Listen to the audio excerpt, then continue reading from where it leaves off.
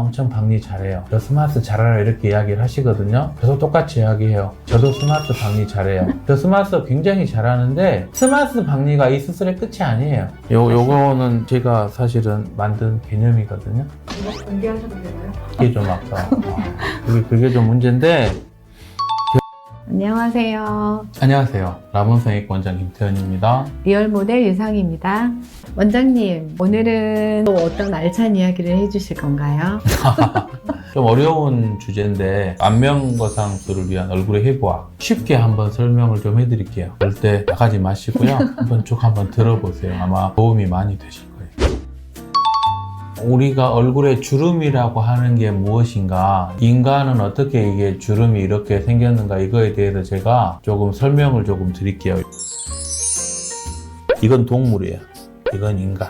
이게 이제 중요한 개념이에요. 개나 고양이는 삼각형이에요. 얼굴뼈가. 얘들은 눈, 코, 입이 여기 있고 귀가 여기 있으면 눈, 코, 입에서 귀까지 근육이 이렇게 다 붙어 있어요. 그러니까 개나 고양이는 주름이 지면 여기까지 가져요.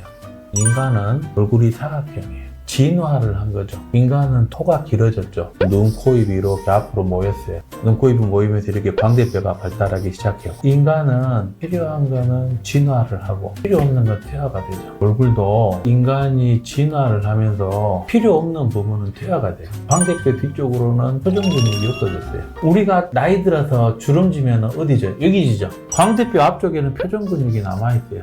그리고 이 표정근육과 이 뒤쪽에 폐화된 표정근육 사이에는 유지인대라는 게 있어요. 유지인대. 유지인대는 광대뼈를 중심으로 해서 이게 아래쪽으로 쭉 있어요. 이렇게. 그러면 우리가 노화라는 거는 제가 그랬죠. 뼈가 약해지는 거라고. 광대뼈하고 턱뼈가 이렇게 여기서 이렇게 약해져요. 이게. 그러니까 이게 처지죠. 이렇게 처지는 사람 없어요. 이렇게 처지죠. 약한 곳으로 처져요. 여기 약해지니까 이게 이렇게 처져요. 이게 앞에 있는 표정근육하고 여기에 있는 친구볼 지방 주머니가 처지는 거예요. 요게 는 거죠. 근데 우리는 여기서만 수술하고 있어요. 이게 돼요? 안 돼요. 이걸 해야 돼요. 제가 항상 하는 이야기예요. 그걸 어떻게 해야 되는지는 이제 저희 병원의 비책이니까 확실하게 그걸 드릴 수는 없고.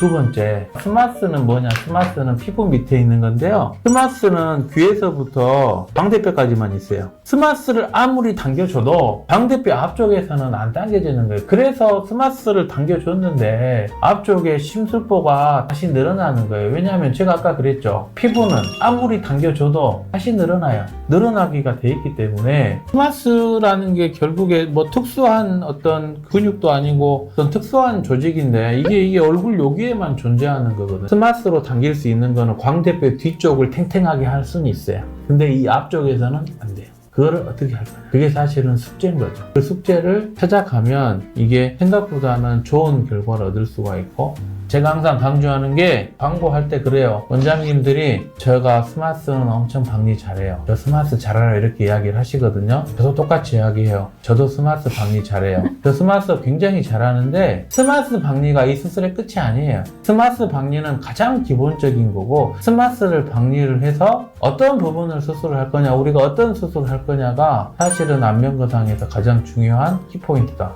그럼 원장님, 이제 그 안면거상술이란 광대뼈 뒤쪽은 스마스를 당겨주는 거, 광대뼈 앞쪽은 심부보를 해결해주는 수술, 이 두 가지가 다 필요하다는 말씀이신 거죠? 맞아요. 이 안쪽에서 심부볼 지방을 어떻게 핸들링 하는가, 심부볼을 어떻게 하는가는 제 18년의 노하우가 사실은 들어있는 거라서 전부를 다 이야기 드릴 수는 없고, 요거는 제가 사실은 만든 개념이거든요. 근데 저는 이게 10년 전부터 환자들한테 계속 이렇게 설명을 했고, 저는 이게 100% 맞다고 생각해요. 이거 공개하셔도 되나요? 그게 좀 아까 그게 좀 문제인데, 결국에 인간이 어떻게 진화를 했고 이런 것에 따라서 변해왔기 때문에 우리가 거기에 맞춰서 교정하면 저희가 그걸 할 수는 있다.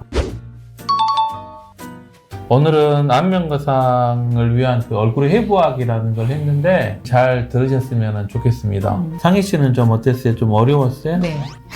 어려웠어요. 그러면 다시 해드릴까요? 어렵긴 했는데, 네. 안면 거상이라는 수술이 이제 광대뼈 앞쪽이랑 광대뼈 뒤쪽 수술이 모두 필요하다는 그런 개념이 되게 새로웠고 그리고 사각형. 네, 사각형. 인상적이었습니다. 사각형이니까 안 되는 거예요. 만약에 네. 개나 고양이 있으면 스마트만 네, 당기면 돼요. 알겠습니다. 앞으로도 그 오늘과 같이 유익한 정보를 드릴 수 있는 시간 가졌으면 좋겠습니다.